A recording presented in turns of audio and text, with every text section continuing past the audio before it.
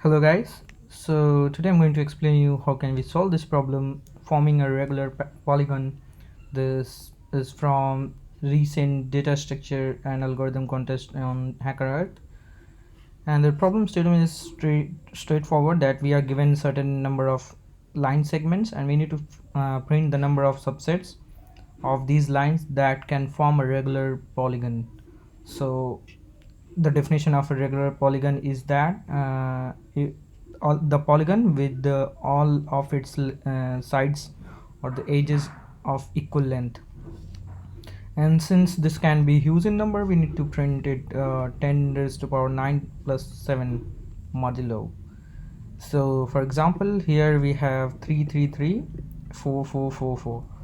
So these are all the length of these 7 line segments and how many polygon we can basically build, or how many subsets we can build using which we can form a polygon. So using 3, I mean, as we know that all the sides should be equal, so using the polygon with the side of 3 can be formed only once, in one way only, by choosing all these 3. And then polygon with side, or you can say the rectangle triangle with the side 3 with the length of each side having 4, length of 4, we can form 4 ways. That is, there are 4 such values and we need to choose 3, so 4c3. And then the polygon with the length of 4 and side number of sides equals to 4 can be formed only once. So the basic approach here is that we just need to understand how can we form a polygon with the given set of line segments. So to build a polygon we need at least 3 sides, and there is a triangle that we will form, and if it is a regular polygon then all of the lengths of the triangle should be equal. The length of each side should be equal, and then the next one that we can form should be a rectangle. That means with sides equals, total number of sides equals to 4. Then the next one that we can form, it could be a pentagon, where we'll have 5 such sides whose all length of each line segment should be equal, right? So yeah, that's the basic thing that we need to understand. Now let's see how we can approach this problem. So let's say, for example, if we have certain length L, uh, let me just quickly take some pen. So if we have some length L and its frequency count is, let's say for example, n, so this is occurring n number of times.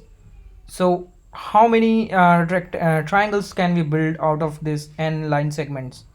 All right, so we can build total nc3, all right, because we can choose total 3 in nc3 ways out of these n given lines.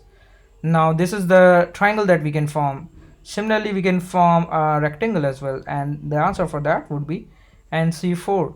Similarly, we can form a pentagon and hexagon and so on until we can form overall ncn, a polygon with side a number of sides equals to n.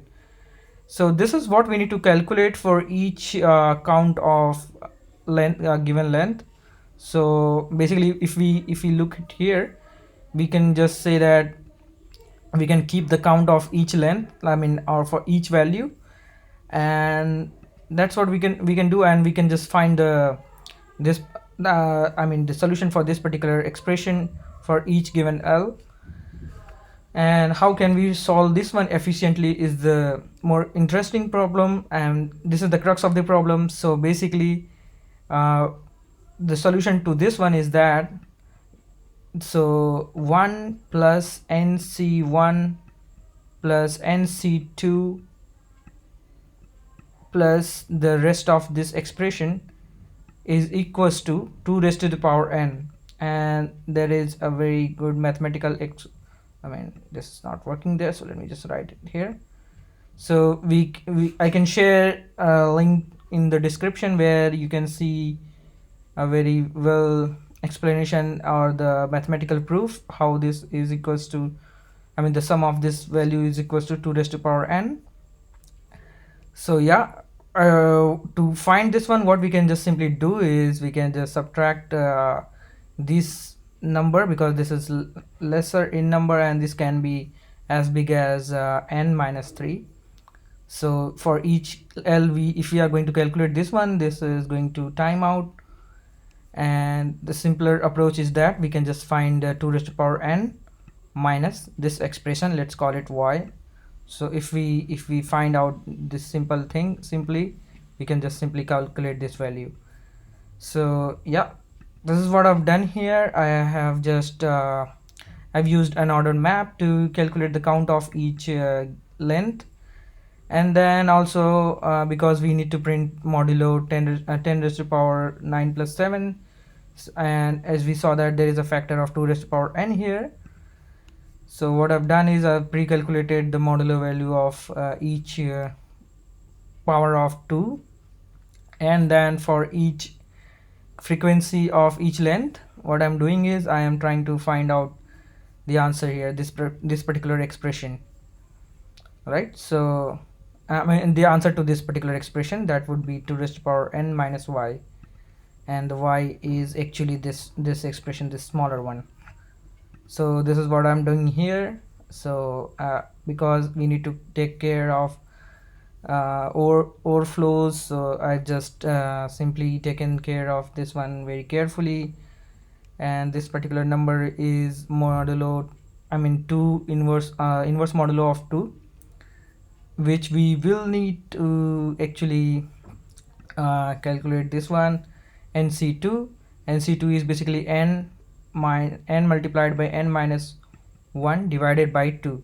So because there is a division in this expression, so we can convert it, because we are going to take a modulo with a prime, and the modulo is the modulo of 2 inverse, because this has to be converted into inverse modulo. So inverse modulo of 2 would be 5 into 10 raised to power 8 plus 4. So yeah, this is what I have written there without calculating. And so yeah, I think if you guys are not very familiar with modulo expression, I would recommend you first reading about this. I can also share a link in the description below for this particular thing as well, and the rest of the problem is pretty straightforward.